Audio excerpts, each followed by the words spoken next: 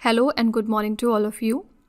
आशा करती हूँ आप सब बिल्कुल ठीक होंगे और आप सभी का स्वागत है हमारे channel current affairs by Ravi पे। तो ये है हमारी डेली करंट अफेयर्स की सीरीज़। यहाँ पर हम हर दिन top 12 most important current affairs को डिस्कस करते हैं उस दिन के। आज की क्लास में हम बात करेंगे 20 जनवरी 2026 के 12 मोस्ट इम्पॉर्टेंट करंट अफेयर्स और न्यूज़ के बारे में with detailed explanation and revision. ठीक है, तो फ्रेंड्स, इनमें से अगर आप किसी भी एग्ज़ाम की तैयारी कर रहे हैं तो आप हमारी इन क्लासेस को ज़रूर फॉलो कर लीजिएगा अपनी करंट अफेयर्स की प्रिपरेशन के लिए, क्योंकि इन सभी पेपर्स में जो करंट अफेयर्स का वेटेज है वो अच्छा खासा रहता है और बिना करंट अफेयर्स अच्छी तरीके से प्रिपेयर किए आपके लिए बहुत मुश्किल हो जाएगा इन पेपर्स को टैकल करना। ठीक है, तो इन सभी एग्ज़ाम्स को ध्यान में रखते हुए हम इन क्लासेस को क्रिएट करते हैं जिससे कि आपको बेस्ट अंडरस्टैंडिंग हो करंट अफेयर्स की और आपका जो स्कोर है इस सेक्शन में वो भी बेहतर हो सके। ओके, तो फ्रेंड्स, विद दिस नोट चलिए हम आज की क्लास अपनी स्टार्ट कर लेते हैं। सबसे पहले हम शुरुआत करते हैं क्विक रिवीजन के साथ, यानी कि हमने जो 12 क्वेश्चंस एक दिन पहले किए होते हैं उनको यहाँ हम दोबारा से सरसरी निगाह से रिवाइज करते हैं। तो कल का हमने पहला क्वेश्चन किया था, जनवरी 2026 में यमन देश के नए प्रधानमंत्री के रूप में किसे नियुक्त किया गया है? तो यमन देश के नए प्रधानमंत्री बन गए हैं शाया मोहसिन जिंदानी। ठीक है, क्वेश्चन नंबर 2 हमने किया था, पर्यावरण उपलब्धि के लिए प्रतिष्ठित टाइलर पुरस्कार 2026 से किसे सम्मानित किया गया? तो टोबी कियर्स को। ये भी बात याद रखिएगा कि टाइलर पुरस्कार एनवायरनमेंट के फील्ड में दिया जाता है। क्वेश्चन नंबर 3 है, भारत के पहले संप्रभु एआई पार्क की स्थापना किस राज्य में की जाएगी? तो ये क्रिएट होगा तमिलनाडु राज्य में। क्वेश्चन नंबर 4 था, भारत तिब्बत सीमा पुलिस यानी इंडो तिब्बतन बॉर्डर पुलिस ने किस राज्य के साथ मिलकर दूर दराज के गाँव में हेल्थ केयर को बढ़ावा देने के लिए हेल्दी बॉर्डर अभियान की शुरुआत की है? तो आंसर है उत्तराखंड। क्वेश्चन नंबर 5 था, जनवरी 2025 में भारतीय ओलंपिक संघ द्वारा फिर से शुरू की गई राष्ट्रीय ओलंपिक अकादमी के अध्यक्ष कौन बन गई हैं? इनका नाम है पीटी उषा और इसके निदेशक बने हैं मिस्टर गगन नारंग। कौन सा अंतरिक्ष यान पृथ्वी से एक प्रकाश दिवस की दूरी तक पहुंचने वाली पहली मानव निर्मित वस्तु हो गई है? इसका नाम है वॉयेजर 1। क्वेश्चन नंबर 7 था, जनवरी 2026 में किस सरकार ने सिकल सेल अनीमिया की रोकथाम और नियंत्रण के लिए अरुणोदय नामक एक विशेष अभियान की शुरुआत की है? तो ये है महाराष्ट्र की सरकार। क्वेश्चन नंबर 8 था, दिसंबर 2025 के लिए ICC men's player of the पुरस्कार का जो खिताब है वो किसने जीता है? ये दिया गया मिशेल स्टार को, जो कि ऑस्ट्रेलिया की प्लेयर हैं। आईसीसी महिला प्लेयर ऑफ द मंथ बनी है लॉरा वॉलवार्ड, ये दक्षिण अफ्रीका की प्लेयर हैं। क्वेश्चन नंबर 9 है, किस संगठन ने जनवरी 2026 में वैश्विक जोखिम रिपोर्ट 2026 का 21वां संस्करण जारी किया? यह है विश्व आर्थिक मंच। नेक्स्ट था, बजाज पुणे ग्रैंड टूर 2026 का गुडविल एम्बेसडर किसे नियुक्त किया गया? तो ये महेंद्र सिंह धोनी को।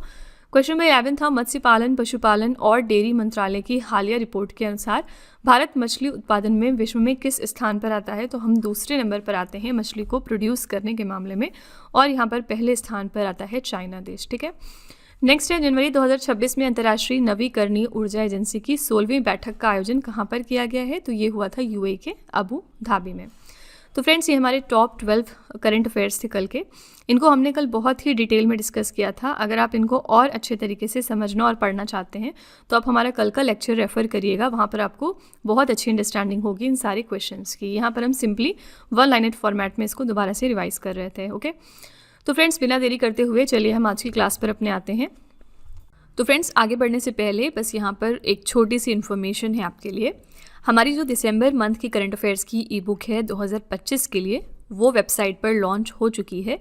और इसके अलावा अगर आपको पिछले 1 साल यानी 12 महीने की करंट अफेयर्स का ई बुक चाहिए, जिसमें जनवरी से लेके दिसंबर 2025 तक के सारे इंपॉर्टेंट करंट अफेयर्स हों, तो ये वाली ब्रह्मास्त्र PDF भी आपको मिल जाएगी हमारी वेबसाइट www.ravibooks.pdf.com पर। ये छोटा सा सैम्पल है हमारी दिसंबर मंथ की करंट अफेयर्स की ई बुक का। आप यहाँ पर देख सकते हैं कि 500 से ज़्यादा प्रश्न हमने डिस्कस किए हैं और हमारे हर क्वेश्चन की खासियत ये है कि हर क्वेश्चन में हमने यहाँ पर highlights, important point, static GK और पिक्चर्स का इस्तेमाल किया है ताकि आपको प्रॉपर अंडरस्टैंडिंग हो सके हर प्रश्न में और आपको बिल्कुल भी परेशानी ना आए इसको समझने में। ठीक है, तो अगर आप इंटरेस्टेड हैं, अगर आप हमारी इन्हीं बुक्स को परचेज़ करना चाहते हैं तो ये वेबसाइट है, आप यहाँ पर जाकर इनको ज़रूर चेकआउट करिएगा। इसके अलावा यह है हमारा मोबाइल एप्लीकेशन जिसका नाम है रवि स्टडी ऐप। आप इसको भी प्ले स्टोर पर जाकर अपने फ़ोन में इंस्टॉल कर सकते हैं।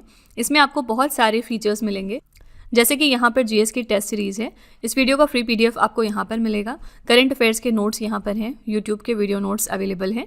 करंट अफेयर्स की टेस्ट सीरीज़ अगर आप लगाना चाहते हैं तो आप यहाँ पर जा सकते हैं, और भी बहुत कुछ है हमारे इस एप्लीकेशन में, तो आप इसको भी अपने फ़ोन में इंस्टॉल कर सकते हैं और अपनी प्रेपरेशन को और ज़्यादा मजबूत बना सकते हैं। ये एप्लीकेशन आपको बहुत हेल्प करेगा आपकी प्रेपरेशन में, ठीक है।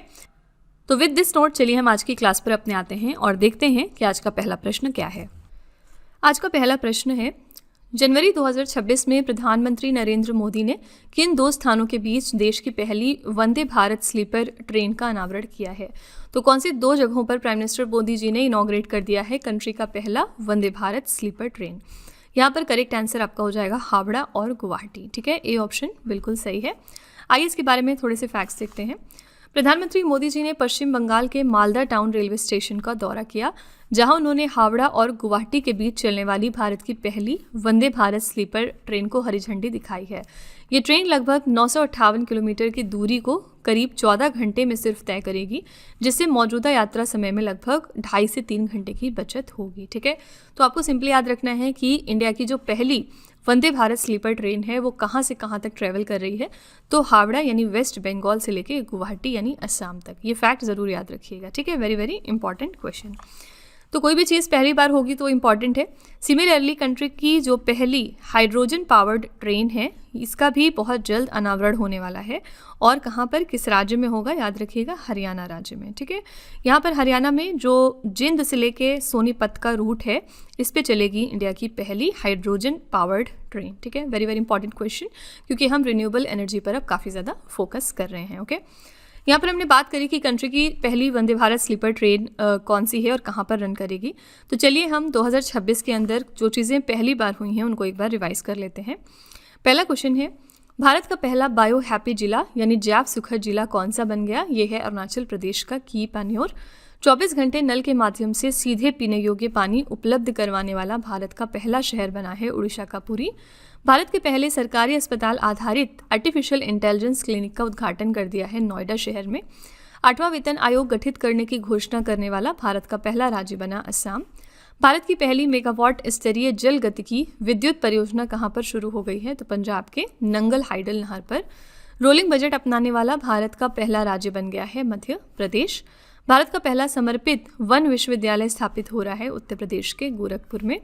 बांस के उद्यान थीम पर आधारित देश के पहले प्रकृति विषय वाले हवाई अड्डा टर्मिनल का उद्घाटन हो गया है असम के गुवाहाटी शहर में। भारत का पहला वन्यजीव सुरक्षित राजमार्ग बन गया NH45। भारत का पहला पावर म्यूजियम बनाया जा रहा है बिहार के पटना शहर में। भारत का पहला क्वांटम कंप्यूटिंग गांव बन गया है आंध्र प्रदेश की अमरावती। समान नागरिक संहिता को लागू करने वाला स्वतंत्र भारत का पहला राज्य बना उत्तराखंड। और भारत की पहली 24/7 ऑनलाइन अदालत 24/7 ऑन कोर्ट की शुरुआत हो गई है केरल के कोल्लम शहर में, ठीक है।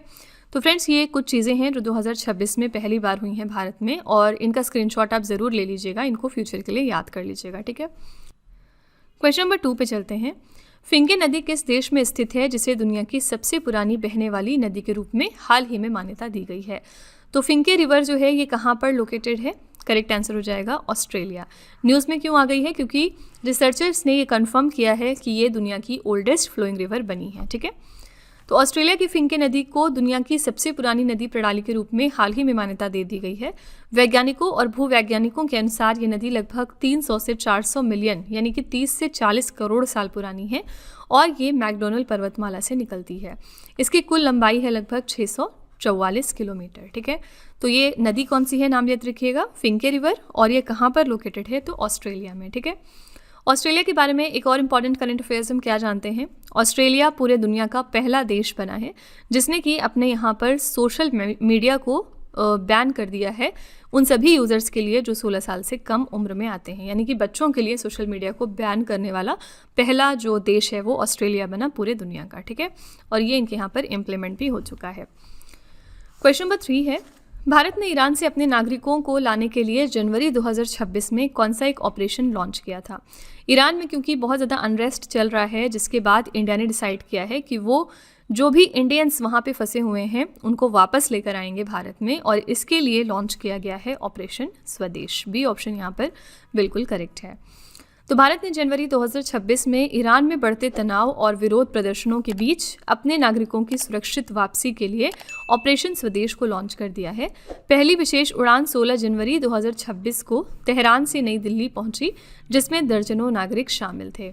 ईरान की यहाँ पर हम बात करेंगे तो राजधानी इसकी है तेहरान, मुद्रा चलती है यहाँ पर ईरानी रियाल और यहाँ पर राष्ट्रपति है मसूद पेजेश्कियन। ठीक है, तो यहाँ पर करेक्ट आंसर हो जाएगा ऑपरेशन स्वदेश।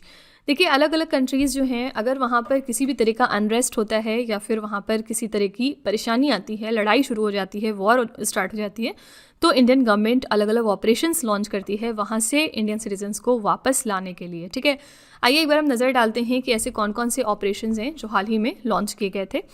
तो नवंबर 2025 में ऑपरेशन सागर बंधु इंडियन गवर्नमेंट ने लॉन्च किया था, चक्रवात दितवाह से प्रभावित श्रीलंका को तत्काल मानवीय सहायता पहुंचाने के लिए। ठीक है, ये भी याद रखिएगा कि साइक्लोन दितवाह ने किस देश को इफेक्ट किया था, तो श्रीलंका देश को।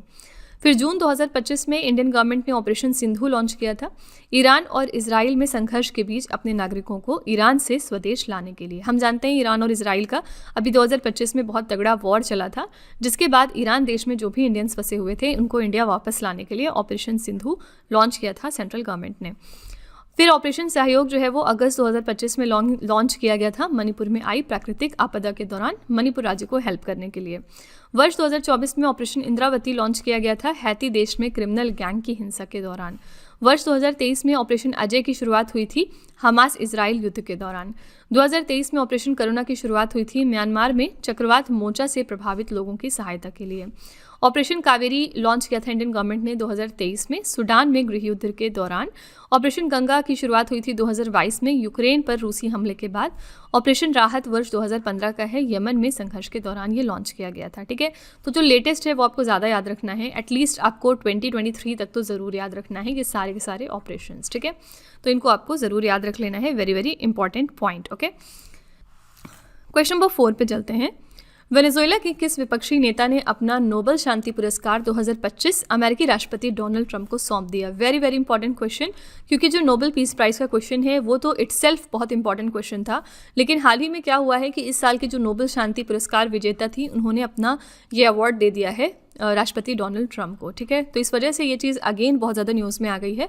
तो मैंने आपको बताया था कि 2025 में नोबेल पीस प्राइज़ मिला था मारिया कोरेना मचाडो को, और ये वेनेजुएला देश को बिलोंग करती थी। ठीक है, तो हाल ही में चर्चे में आ गई हैं क्योंकि इन्होंने अपना जो ये प्राइज़ था वो गिफ्ट किया है यूएस प्रेसिडेंट डोनाल्ड ट्रंप को।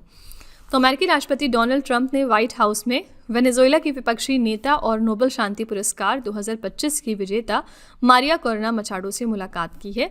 मुलाकात के बाद इन्होंने डोनाल्ड ट्रंप को अपना नोबेल शांति पुरस्कार मेडल भेंट किया। ठीक है, तो ये बहुत ज़्यादा डिबेट का भी कारण बना हुआ है आजकल। ये क्वेश्चन आपके लिए वेरी वेरी इंपॉर्टेंट है। और वेनेजुएला आजकल चर्चे में क्यों है, मैंने आपको बताया था कि यूएस ने अटैक किया है वेनेजुएला के ऊपर, स्पेशली यहाँ पर जो राजधानी है इसकी कराकास, वहाँ पर, जिसके बाद जो यहाँ पर प्रेसिडेंट थे जिनका नाम था निकोलस मादुरो, इनको यूएस ने बंदी बनाया। एज अ रिजल्ट राष्ट्रपति की कुर्सी यहाँ पर खाली हुई, जिसको फुलफिल किया है यहाँ की वाइस प्रेसिडेंट ने, जिनका नाम है डेल्सी रॉड्रिगेज। ठीक है, तो डेल्सी रॉड्रिगेज फिलहाल यहाँ की प्रेसिडेंट बनी थी वेनेजुएला देश के लिए। तो ये सारे फैक्ट्स आपको पता होने चाहिए। ओके, क्वेश्चन नंबर 5 है, जनवरी 2026 में केंद्रीय सतर्कता आयोग के नए सतर्कता आयुक्त कौन बन गए हैं? तो सेंट्रल विजिलेंस कमीशन में हमारे नए विजिलेंस कमिश्नर हाल ही में बने हैं mister Praveen Vashisht. B option correct है, इनका पिक्चर आप यहाँ पर देख सकते हैं। भारत के राष्ट्रपति द्रौपदी मुर्मू ने केंद्रीय सतर्कता आयोग अधिनियम 2003 के प्रावधानों के तहत प्रवीण वशिष्ठ को केंद्रीय सतर्कता आयोग में सतर्कता आयुक्त नियुक्त कर दिया है। ठीक है, तो ये हमारे नए विजिलेंस कमिश्नर हाल ही में बन गए हैं। यहाँ पे याद रखिएगा कि इस बॉडी यानी सेंट्रल विजिलेंस कमीशन का जो फॉर्मेशन है वो हुआ था 1964 में, और गवर्नमेंट करप्शन के जो भी केसेस होते हैं उनको ये हैंडल करता है ये बॉडी, और बाद में जाके पार्लियामेंट ने इसको स्टैट्यूटरी स्टेटस दिया था 2003 के लगभग। ठीक है, तो ये फैक्ट याद रखिएगा कि 1964 में फॉर्म हुआ था। क्वेश्चन नंबर 6 है, जनवरी 2026 में भारत के 92 नंबर के शतरंज ग्रैंड मास्टर कौन बन गए हैं? आज के क्वेश्चन वैसे भी हम इंपॉर्टेंट ही करवाते हैं, लेकिन आज के जो क्वेश्चंस हैं वो वेरी वेरी इंपॉर्टेंट है। यहाँ से आप सारे क्वेश्चंस अपने मॉक टेस्ट या एग्जाम्स में ज़रूर कहीं ना कहीं देखेंगे। तो 92 नंबर के इंडिया के चेस ग्रैंड मास्टर हाल ही में बन गए हैं मिस्टर आर्यन वार्ष्णेय। ठीक है, सी ऑप्शन करेक्ट है।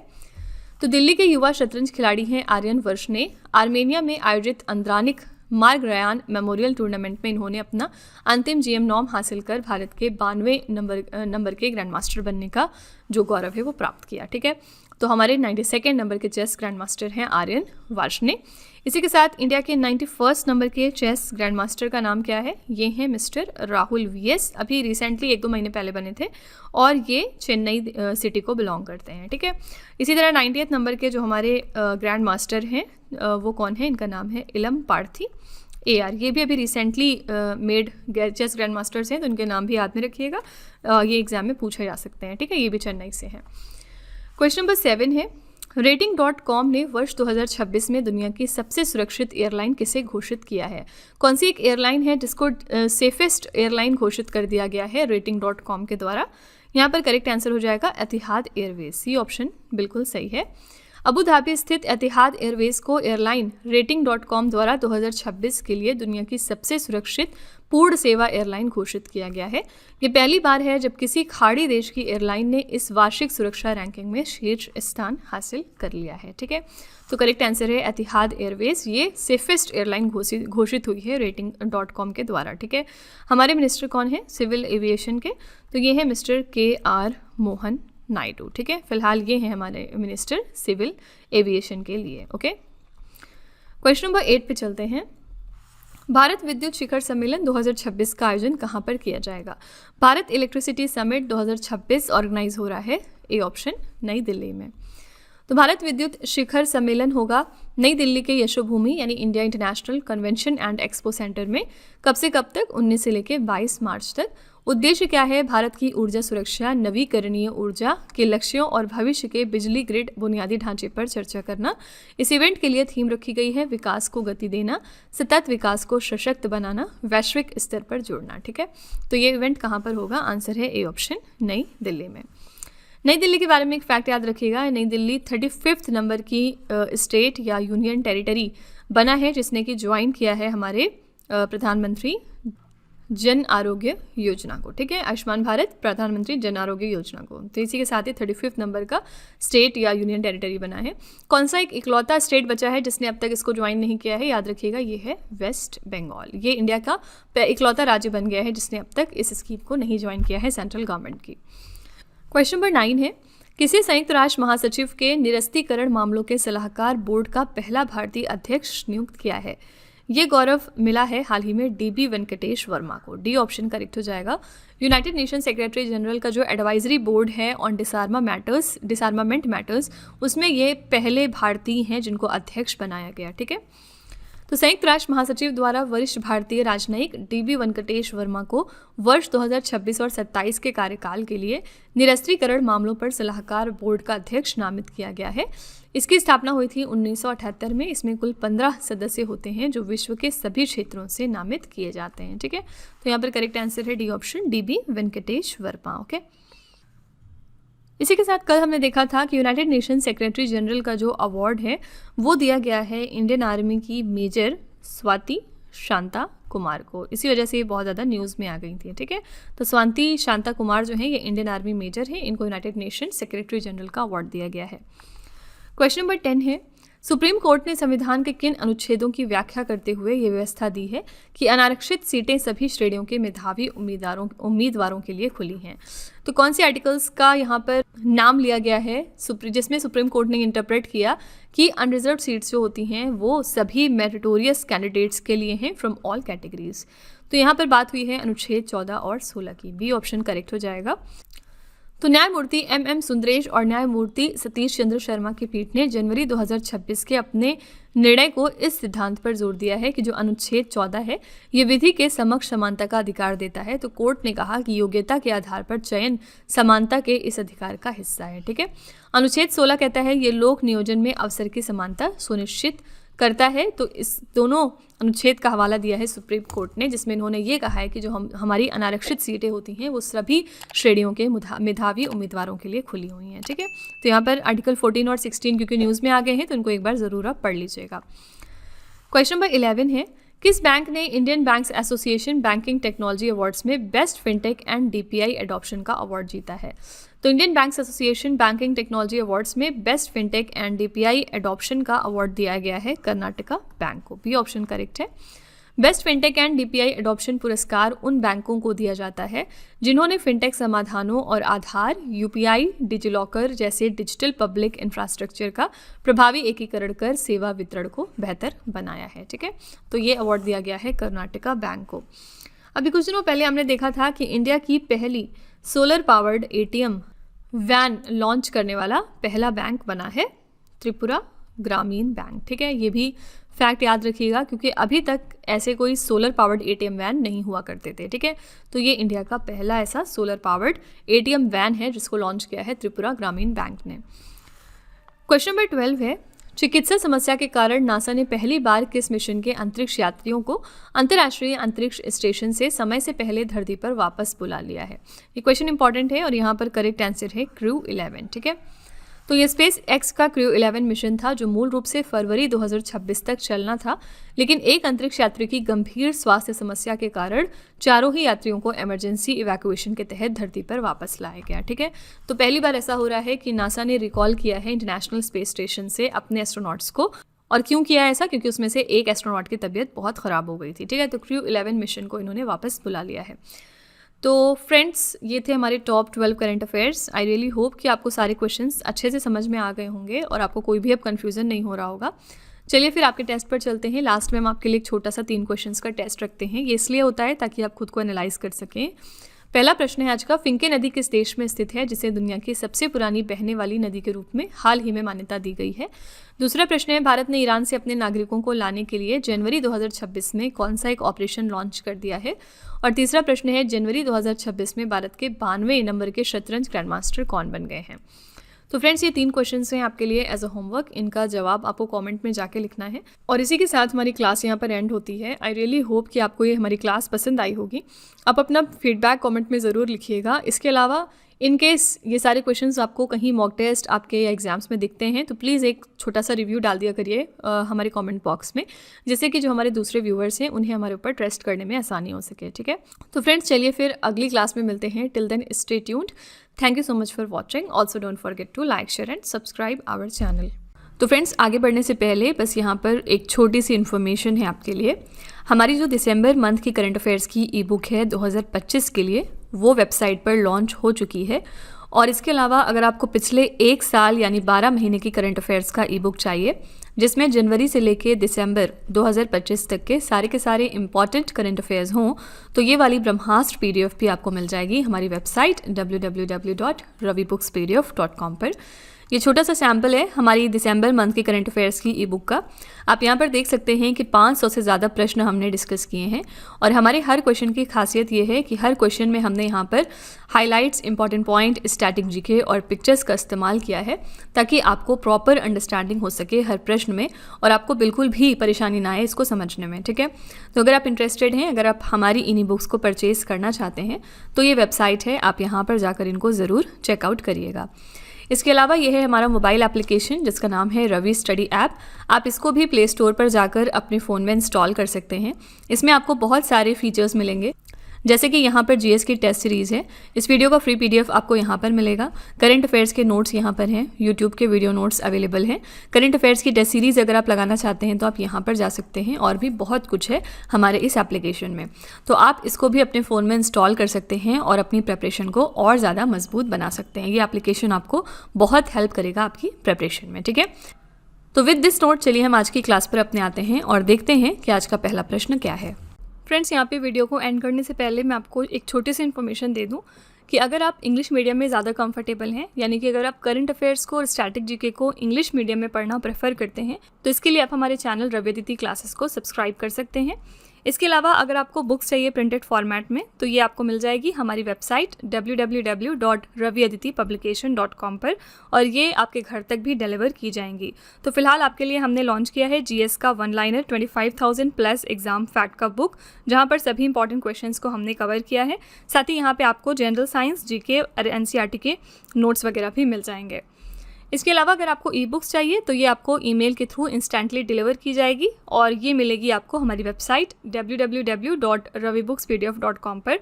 तो यहाँ पर आप देख सकते हैं कि जनवरी से लेकर मई यानी कि लास्ट 5 मंथ का करंट अफेयर्स का ई बुक हमने लॉन्च किया है आपके लिए। इसके अलावा मंथली और ईयरली ई बुक्स भी मिल जाएंगी। साथ ही 11,000 प्लस GK GS का बुक भी आपके लिए अवेलेबल किया गया है। ठीक है, तो अगर आपको इनमें से कोई भी ई बुक चाहिए तो इस वेबसाइट पर जाके आप इनको परचेज कर सकते हैं। साथ ही ये हमारा मोबाइल एप्लीकेशन है जिसका नाम है रवि स्टडी ऐप। अगर आपको इस वीडियो का फ्री PDF चाहिए तो आप यहाँ पर जाके इसको डाउनलोड कर सकते हैं। इस एप्लीकेशन में और भी चीज़ें हैं आपके लिए, जैसे कि GS की टेस्ट सीरीज़, करंट अफेयर्स के नोट्स, यूट्यूब के वीडियो नोट्स, करंट अफेयर्स की ई बुक्स, GK GS की ई बुक्स एटसेट्रा। ठीक है, तो आप इस एप्लीकेशन को डाउनलोड करके फर्दर एक्सप्लोर कर सकते हैं। और सभी वीडियोस और ई बुक से रिलेटेड जो अपडेट्स हैं वो आपको मिलेगी हमारे Telegram channel current affairs by Ravi पर। तो इसको भी आप ज़रूर ज्वाइन कर लीजिएगा जिससे कि आप हमारे सारे न्यू लॉन्चेस से अपडेटेड रहें। ठीक है।